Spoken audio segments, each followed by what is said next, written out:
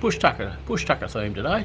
G'day guys, how you going? This week I'm winding up a little bit. I'm going back to Aussie in a couple of weeks. This week, bush tucker, lotus seeds, water lily seeds, tips off trees that they pick on the side of the road. I don't know what they're called, but you see it coming up. And the local morning routine, I go to my coffee shop and get my coffee. A day in the life of an old retired man.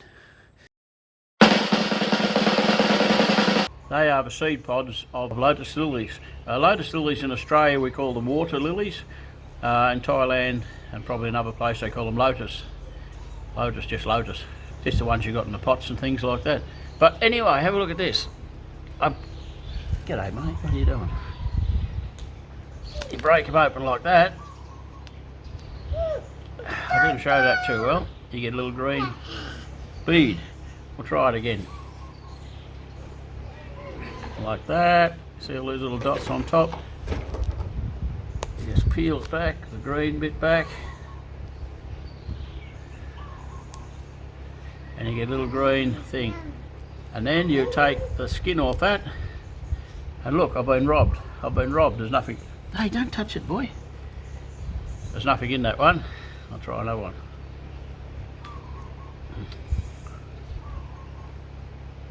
Like a little bean. Skin on it like a bean, and you open them up and you got a little internal bit like that. They put me onto these up at Dudon Tanai when I was up there, and I said they're good for the heart. Now I don't know whether good for the heart means good for having a good heart, you know, good for your spirit, or whether they're good for your actual physical heart. But they're quite tasty, and I think it was 10 bahts for one bundle. These ones are a little bit smaller, a little bit more shriveled than normal. Seeds taste quite good. You see how many seeds you get in each one. They taste good, they're good just to nibble on.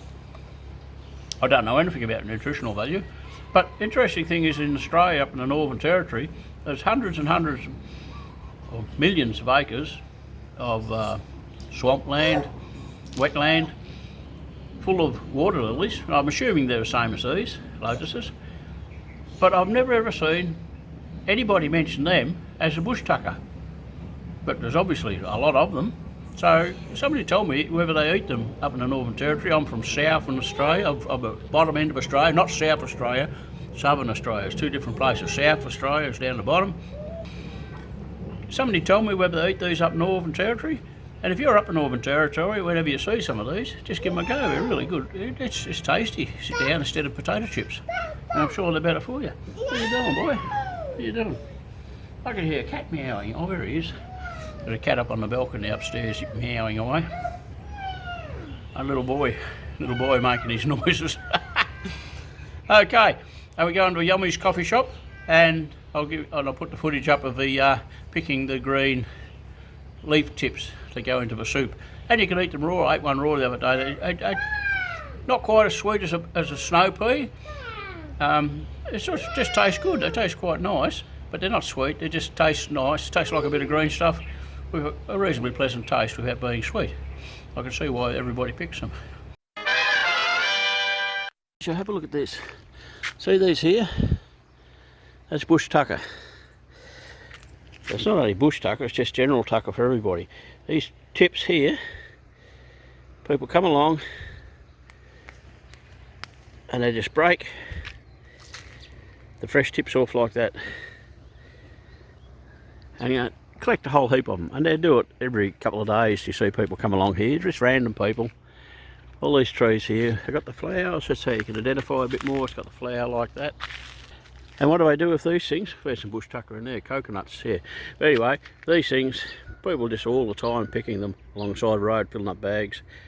And they put them in their soup and stuff like that. Boil them up, add them to soups. Bush tucker, free food. Just got to pick it. Just chewing a little bit. Tastes quite alright actually, fresh. Quite nice fresh. I'm just going from a daily walk.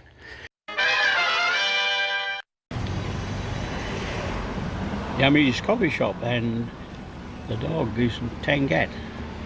Translates to gas tank. Tangat. Probably pronouncing it wrong, but there you go. Beautiful little shop here. As you can see, nothing fancy architecturally, just nice, done up in this way.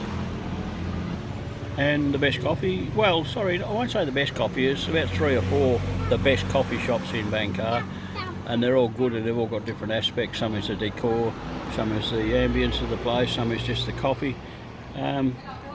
The coffee here, and not too much ice, a smoother coffee.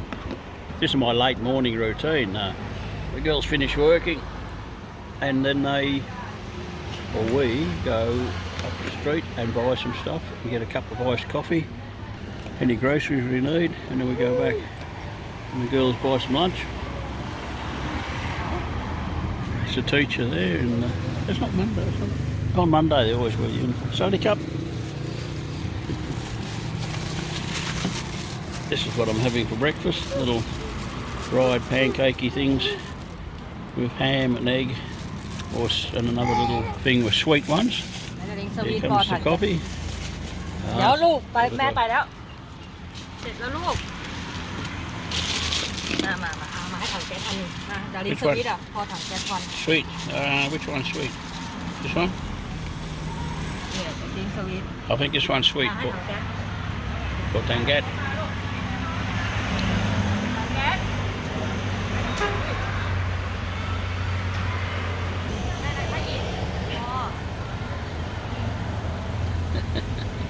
Who have I got to feed, he says. Do I got to feed the dog or the girl?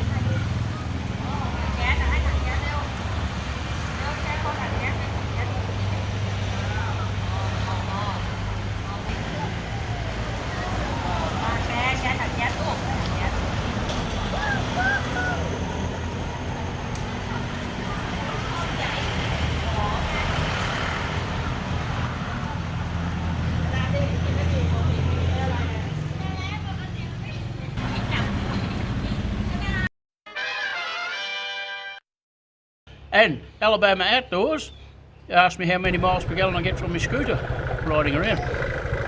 I've got to say, I have no idea. I've never ever seen them put petrol in it. I'm sure they do sometime. I've never ever seen them put petrol in it. But over here in Thailand, they have little racks on front of nearly every shop. Little racks with about 4 or 5 rows of old whiskey bottles, and they're all full of petrol. And you go and give them some money and they'll pour that bottle, not a litre, 750 millilitre, whatever a whiskey bottle holds, pour that into your scooter tank, and that'll do you 100 miles, I suppose. Plus you've got normal service stations as well too. And I want to do a video on how to crispy cook fish. 3 flavour, crispy skin fish. So when I get back to Australia and I catch some nice snapper or some nice brim, I want to cook them Thai style, because I've never seen it done that way in Australia ever, and it's just beautiful to fish. It's a beautiful way to eat a fairly normal fish out of a fish farm over here. It tastes great when it's done like that. So I want to try that with Australian fish. And I'll try that. I've got to learn how to do it before I go back to Australia, so then I can go and catch the fish and try it there. See you guys, have a good one. Hey listen you guys, let me know where you are. Yeah. I'm interested in other people. Instead of me talking about me, tell me a bit about you, what you're doing, new stuff in your life. If you're off-gridding, what you're doing, and how you're doing it, and where you're doing it. Not the exact location, just general. I understand that, being an off-grid guy myself. Okay, see you guys. Bye.